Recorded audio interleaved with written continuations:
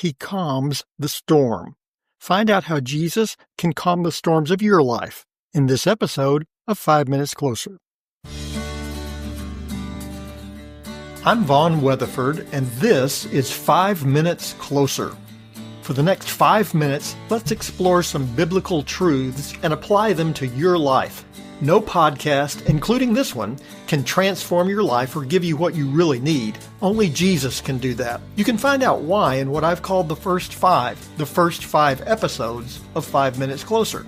Each following episode explores scriptural truths that, if you follow them, will bring you 5 minutes closer to the person God created you to be. Let's see if we can get you 5 minutes closer. One day when I was playing golf, a thunderstorm appeared out of nowhere. I knew that standing in the fairway holding a metal stick in the air wasn't a great idea, but standing under a tree, the tallest thing in the fairway, didn't seem like a good idea either. Fortunately, the storm moved away quickly before I had to make a decision. Such was not the case for the disciples. Stuck on a boat in the middle of the Sea of Galilee, they faced a storm they knew was life-threatening. Then something amazing happened. It's recorded in John chapter 6, beginning with verse 16. When evening came, his disciples went down to the sea, got into a boat, and started across the sea to Capernaum. It was now dark, and Jesus had not yet come to them. The sea became rough because a strong wind was blowing. When they had rowed about 3 or 4 miles, they saw Jesus walking on the sea and coming near the boat, and they were frightened. But he said to them, "It is I, do not be afraid."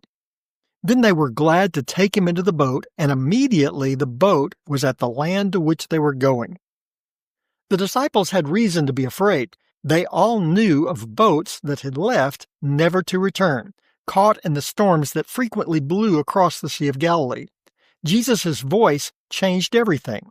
The disciples learned a lesson they would learn repeatedly through Jesus' ministry. When Jesus is near, there is no need for fear. When I was in the 3rd grade, my parents left for work 30 minutes before I left for school. My elementary school was only a couple of blocks from where I lived, so it was no problem to walk. But those 30 minutes seemed like 30 years. Every noise I heard sounded to me like a burglar trying to break in the door. Every sound was a kidnapper coming to take me away. The wind blowing through the trees was an escaped criminal whispering to his partners in crime about how they were going to break into our house. What was the difference between 7:29, when my parents left, and 7:30, when I was by myself? I was still in the same house, in the same neighborhood. It wasn't like I was transported to downtown Chicago in the 1920s or something. What happened? My parents weren't there. What changed was not my circumstances, but the company. That made all the difference in the mind of a little 3rd grade boy. The disciples were in the same boat, in the same lake, in the same storm. The difference between John 6, verse 19 and John 6, verse 20 is that they recognized the presence of Jesus. Notice that Christ was already there. They didn't recognize him at first because they weren't looking for him. Once they realized who it was, they knew everything was going to be okay. We need to realize the same truth. When we know Jesus, we are not alone. He is right here with us. He will never leave us. He has promised never to forsake us. We can live in confidence, even in the midst of the storms of life. Whatever storm you face in your life, you can know that Jesus is with you. He calms the storm. You can live without fear. And now, you're 5 minutes closer.